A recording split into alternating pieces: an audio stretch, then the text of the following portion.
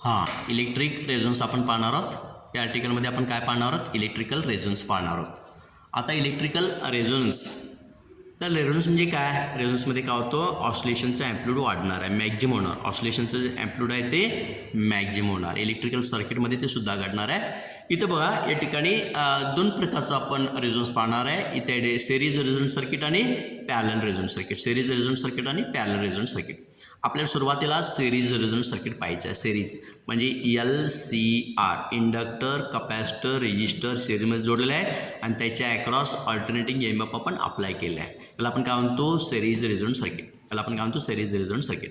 आणि याची फ्रिक्वेन्सी काय केली जाते? चेंज केली जाते. आणि या पर्टिक्युलर फ्रिक्वेन्सीला काय होतं? या ठिकाणी ह्याचं जे इम्पिडन्स आहे, या सर्किटचं इम्पिडन्स काय होतं? मॅक्झिमम होतं. करंट आणि EMF दोन्ही कसे असणार आहे? सेम या ठिकाणी सेम फेजमध्ये येणार आहेत. आणि अशा वेळी त्याला आपण काय म्हणतो? रेझोनन्स आपण म्हणतो. आणि या सर्किटला आपण काय म्हणतो? रेझोनन्स सर्किट्स आपण म्हणतो. ठीक आहे. म्हणजे या ठिकाणी बघा, LCR इन सिरीजमध्ये आहेत आणि अशा वेळी EMF अप्लाय केलं आहे. याची फ्रिक्वेन्सी ग्रॅज्युअली काय केलं जातं? चेंज केलं जातं. आणि पर्टिक्युलर फ्रिक्वेन्सीला ह्याचं जे इम्पिडन्स आहे, हे इम्पिडन्स काय होतं? मॅक्झिमम किंवा मिनिमम होतं. आणि ह्यालाच आपण काय म्हणतो? रेझोनन्स असं म्हणतो. LCR in series, AC circuit containing LCR in series, in which frequency of AC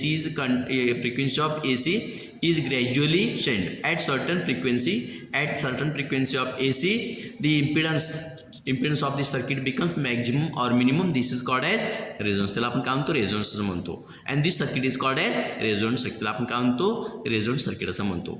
आता बघा, इथे या ठिकाणी असं ही AC सर्किट आहे, LCR इन सिरीजमध्ये आहे. आणि पर्टिक्युलर फ्रिक्वेन्सीला इम्पिडन्स काय होतो? ह्या सर्किटचं इम्पिडन्स काय होणार आहे?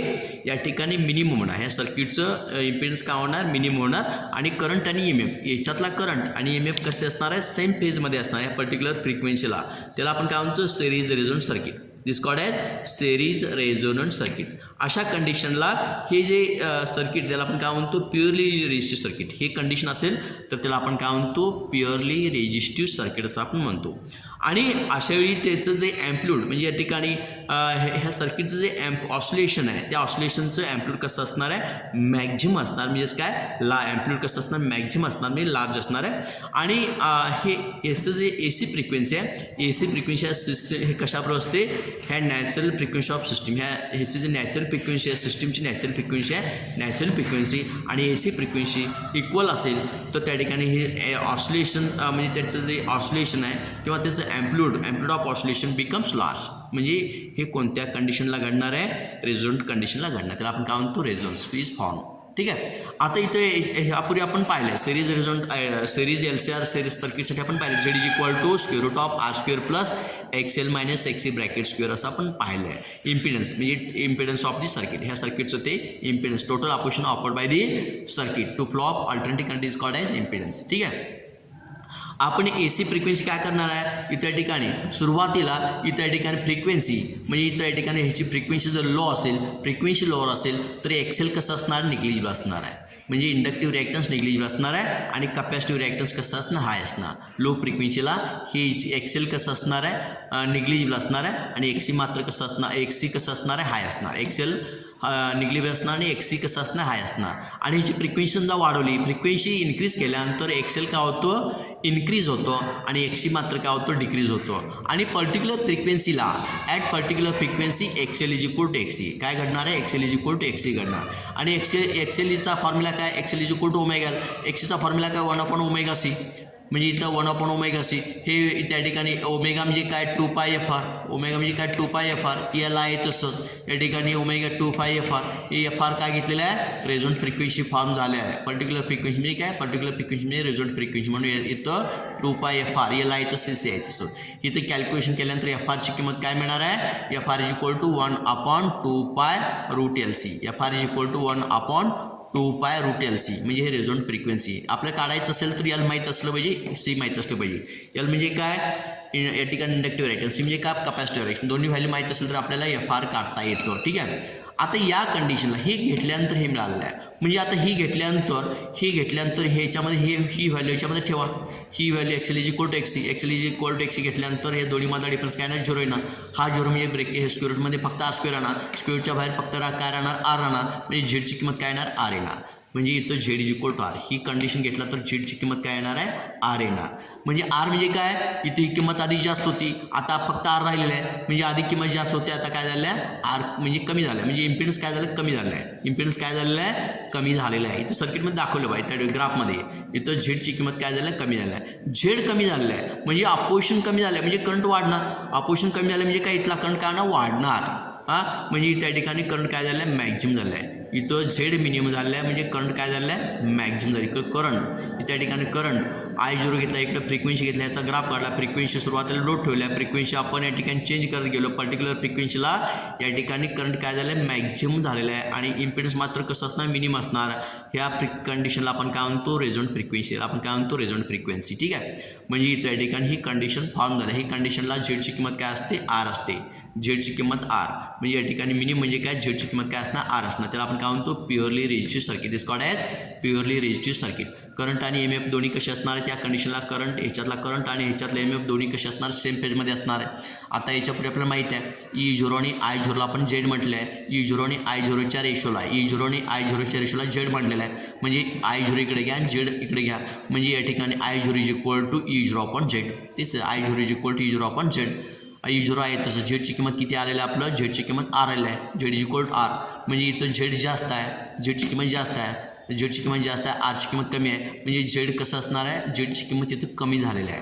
झेड कमी झालं म्हणजे करंट काय झालं, वाढणार. टोटल किंमत काय वाढणार. झेडची किंमत कमी झाली आहे म्हणजे टोटल किंमत वाढणार आहे. म्हणजेच काय, करंट वाढलेलं आहे. मॅक्झिमम आर एस करंट म्हणजे इथं करंट कसं असणार आहे, मॅक्झिमम असणार आहे. झेड मिनिमम असणार आहे, झेडची किंमत मिनिमम असणार आहे.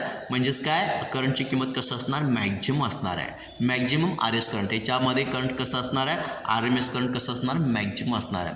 आणि omega is equal to omega. आता ह्या कंडिशनला omega is equal to omega R असणार. Omega is equal to omega R म्हणजेच काय, इथं याच्यावर काय, I0 is inversely proportional to R.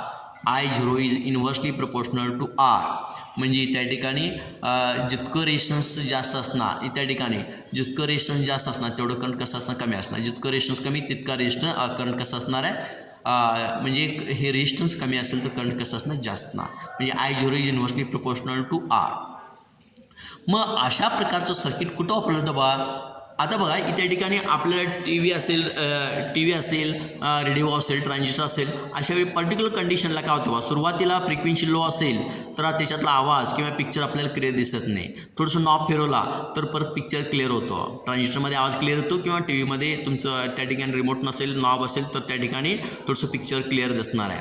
आणि इथं परत फ्रिक्वेन्सी वाढवला तर आहे त्यापेक्षा क्लिअर दिसणार आहे. ट्रान्झिस्टरमध्ये आवाज क्लिअर आहे, रेडिओमध्ये आवाज क्लिअर येईल किंवा टी व्हीमध्ये पिक्चर स्पष्ट असणार आहे थोडंसं. आणि पेक्षा आपल्याला स्पष्टता पाहिजे असेल, क्लिअर पाहिजे असेल आणि आपण नॉब फिरवतो म्हणजेच काय, परत काय होतं, ते चेंज होतं, आहे त्यापेक्षा कमी येतं. म्हणजे आपण इकडे येतो, आपण हा पॉईंट शोधत असतो पण हा पॉईंट लवकर सापडत नाही. हा एकच पॉईंट असं असतो की त्या पॉईंटला तुम्ही गेला तर अगदी आवाज क्लिअर असणार आहे किंवा टी व्ही अगदी स्पष्ट त्या ठिकाणी पिक्चर क्लिअर असणार आहे, ट्रान्झिस्टरमध्ये आवाज क्लिअर असणार. तुम्ही ही कंडिशन शोधत असताय. नॉब फिरवतो म्हणजे ही कंडिशन शोधत असताय. म्हणजे इकडं जास्त प्रमाणापेक्षा जास्त फिरलं तरी करंट आहे त्यापेक्षा कमी होतं किंवा फिरलंच नाही तर आहे तसं आपल्याला स्पष्टता मिळत नाही.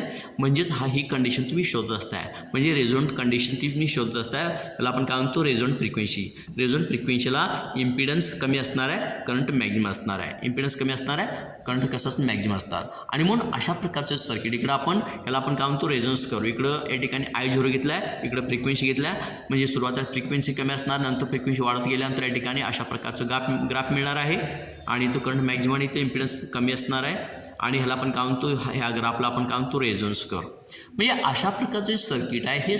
ह्या सर्किटचा कुठं वापर केला जाणार आहे तर टी व्ही आणि रेडिओ रिसिव्हरमध्ये सिग्नल ट्यून करण्यासाठी किंवा सिग्नल ट्यून करण्यासाठी म्हणजे ट्रान्समिटिंग स्टेशन जे आहे, ट्रान्समिटिंग स्टेशन असेल किंवा चॅनल असेल, आवश्यक जे आहे ट्रान्समिटिंग स्टेशन असेल किंवा चॅनल असेल त्यामध्ये सिग्नल ट्यून करण्यासाठी अशा प्रकारच्या सर्किटचा आपण वापर करतो.